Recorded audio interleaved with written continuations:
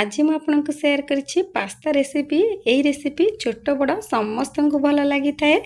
एबे चलतु देखना आज रेसिपी। नमस्कार, ममता किचन ओडिया को आपण समस्त को अनेक अनेक स्वागत। एबे चलतु देखना आवश्यक सामग्री गुड़िक। एटी प्रथमे मुझे गोटे कप पास्ता नहीं, ग्राम हिसाब से 150 ग्राम अच्छी। सेमती 7-8 कला रसुण को छोट छोट करके काटिकी रखी नहीं। दुईटा मीडियम साइज पियाज को सेमती काटिकी रखी नहीं। गोटे गाजर नहीं एवं फाळे कैप्सिकम नहीं, गोटे टमाटो नहीं। एतिकी मु परिवार नहीं। आपन को जदि अन्य किछि परिवा एठी इच्छा पकेबा पई आपण ऐड करि परिबे। एबे चलंतु ए सब को साइड को रखि नबा। प्रथमे 2 ग्लास रु 1.5 ग्लास भली कड़ाई रे एमती पानी गरम करि नबा।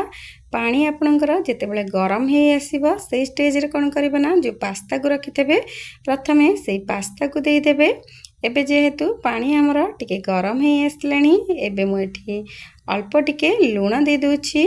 कहीं पुणी आमको पचरे लुण दबार अच्छी, से आपण पास्ता को देखिकी एटी लुण देदेवे। कहीं जदि पचरे लुण दौरान तेरे पास्ता खाइला बेले टिके फिकालिया लगी थाए। फिका न लगे ये अल्प किछि स्वाद अनुसार लुण देदेवे। दे सारा पर एमती टिके गोलई नेबे।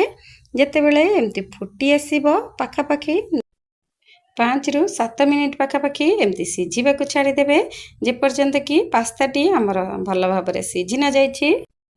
एबे जेहेतु पास्ता सीझी आसलानी, एबे एमती गोटे स्टेनर को बाहर करनेबे एवं प्रथम एमती टिके चेक करनेबे हेलानी ना नहीं। देखंतु मैं एमती चेक करके देखे नउछि। एबे जेहेतु हे जाइछि, एबे एमती छाणिकी बाहर करके रखिने। पास्ता को मन रखु अत्यधिक सिझेबे नहीं, अत्यधिक सिझेले यार टेस्ट भल आसबनी। एबे कौन करबा ना, ऐसे सेम कड़ाई रे 2 चम्मच भली एठी तेल देदेबा। तापर कौन करबा, तापरे काटिकी जो रसुण को रखिथे प्रथम से रसुण को देदेवे। रसुण को सेमती टिके एपट सेपट करिनेबे। तापर कौन करबा ना, कटा होई रहितबा पियाज को देदेबा। पियाज को मध्य सेमती 5 मिनिट पाखापाखि टिके एपट सेपट करिनेबे, जेमिति कि पियाज टिके भाजी हो जिवो। तापरे अन्य सब परिबा गुड़िक सही परी से सेम प्रोसेस रे देदेवे। एबे जेहेतु पियाज टिके भाजी आसलानी, एबे कौन करबा ना, जो गाजर कैप्सिकम को काटिकी रखिथे एबे से गाजर कैप्सिकम को देदेवे।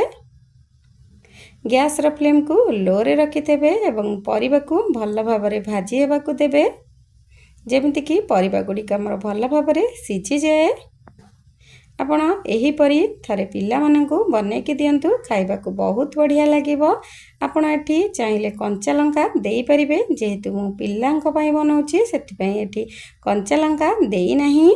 आपण जेतेबेले रसुण पकेइबे सेही स्टेज रे आपण एठी कंचा लंका टिके काटिकी देई देबे। एबे पाखापाखि परिबा गुड़िक भाजी आसलानी।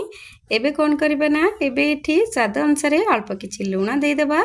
आपण ध्यान रखिथिबे, काहेकि ना आपण पास्ता रे देइथिले लुण, सेति पई आपण एठी परिबा को देखिकी लुण देदेबे। तापर कौन करबा ना, तापर एठी जो टमाटो को काटिकी रखिथिबे एबे से टमाटो को देदेबा। टमाटो को देला पर सेमती 2 ରୁ 3 मिनिट एही परी आउ टिके भाजी नबा। तापरे एठी अल्प किछि लंका गुंड देदेबा। मु जेहेतु कंचा लंका देई नहीं, सेति पई मु एठी हाफ चम्मच रु पूरा कम एठी काश्मीर चिली पाउडर दे दोछि।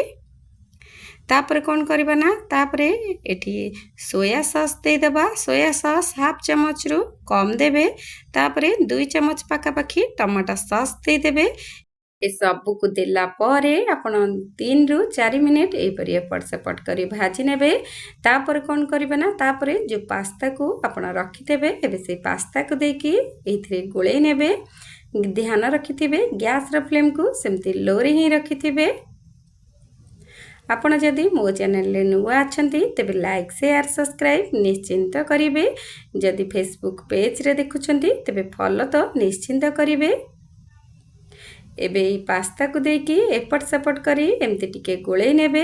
एमती 1 मिनिट एपट सेपट कला परे तापर कौन करबे ना, एठी 1 चम्मच भली पास्ता मसला देकी आउ टिके गोळेई नेबे। एबे मु पास्ता मसला देई देइछि। एबे आपणकर ए पास्ता रेसिपीटी प्रस्तुत हो जाइछि। एबे आजिर एही पास्ता रेसिपी आपनकु केमती लागिला आपण एही प्रोसेस रे बनांतु देखिबे बहुत बढ़िया लागिबो।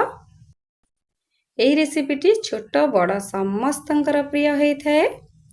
एबे आजिर एही रेसिपी आपनकु केमती लागिला आशा करूछि भल लागिथिबो। जदि मोर एही रेसिपी आपनकु भल लागिछि तेबे कमेंट बॉक्स रे निश्चिंत कमेंट करिवे आजिर एही रेसिपी आपनकु केमती लागिला। तेबे आजि पई एतिकी मो आउ गोटी रेसिपी नै कि आपण मानक पाखकु आसीबी। से पर्यंत रहिली नमस्कार।